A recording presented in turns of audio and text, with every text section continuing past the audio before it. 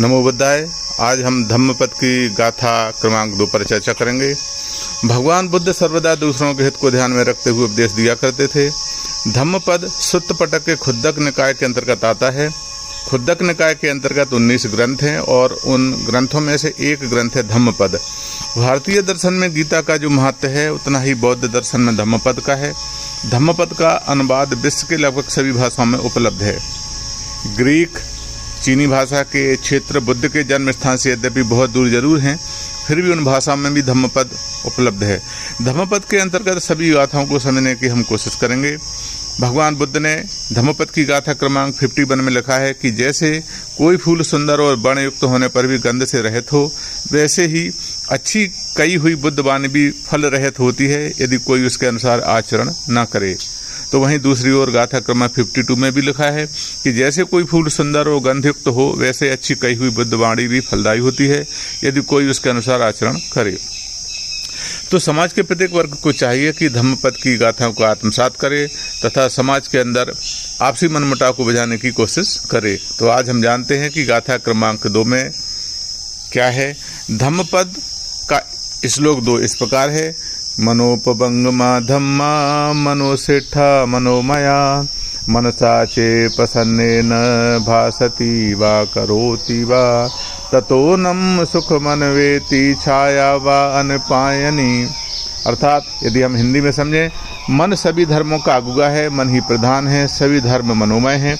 जब कोई व्यक्ति अपने मन को उजला रखकर कोई वाणी बोलता है अथवा शरीर से कोई कर्म करता है, तब सुख उसके पीछे ऐसे हो लेता है जैसे कभी संग न छोड़ने वाली छाया संग संग चलने लगती है। इस प्रकार धम्मपद की गाथा क्रमांक 2 में भगवान बुद्ध ने भिक्षुओं को समझाने हेतु गाथा कही, जो इस प्रकार है। मठकुंडली नामक ब्राह्मण अदन पुब्बक के पुत्र थे। पिता बहुत ही कंजूस थे और कभी भी दान पुण्य नहीं करते थे। यहाँ तक कि जब उसे अपने पुत्र के लिए आभूषण बनाने की आवश्यकता पड़ी तो उसने उन आभूषणों को भी स्वयं ही बनाया ताकि स्वर्णकार को आभूषण बनाने की मजदूरी ना देना पड़ी। जब उसका पुत्र बीमार पड़ा तब पैसे बचाने के लिए उसने चिकित्सक को भी इलाज के लिए नहीं बुलाया। लड़के की तबीयत धीरे धीरे बिगड़ती गई। अंत में पिता को लगा कि अब उसका ठीक हो पाना संभव नहीं है।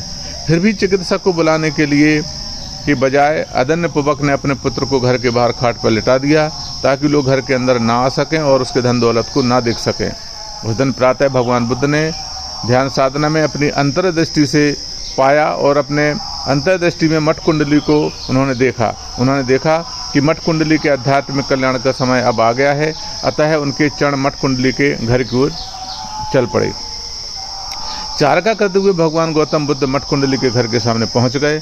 मठकुंडली बरामदे में लेटे हुए थे। तथागत की आभा से प्रभावित हुए बिना मठकुंडली नहीं रह सके।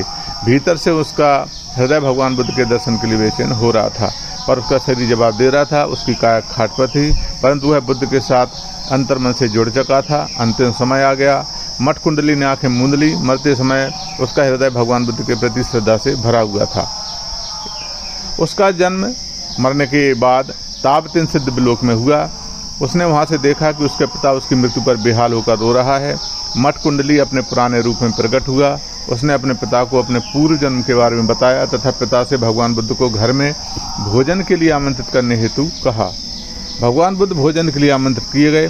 भोजन के बाद वे परिवार वालों ने खुद बुद्ध से प्रश्न किए, क्या कोई व्यक्ति बिना दान दिए, बिना उपवास किए, बिना कर्मकांड किए, मात्र बुद्ध में पूर्ण समर्पण से ताबतीन से दिव्यलोक में जन्म ले सकता है?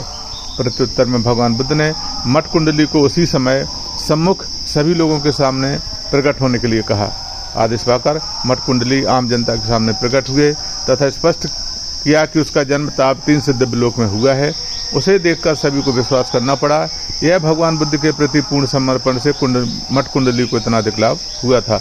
तो सारांश यह है कि मनुष्य के जीवन में जो कुछ घटित होता है वह विचारों का ही परिणाम है। अगर विचार पवित्र हों तो वाणी व कर्म भी पवित्र होंगे। पवित्र विचार, वाणी व कर्म से जीवन में सुख प्राप्त होगा ही। यह थी इस प्रकार धम्मपद गाथा क्रमांक 2 की गाथा का सारांश।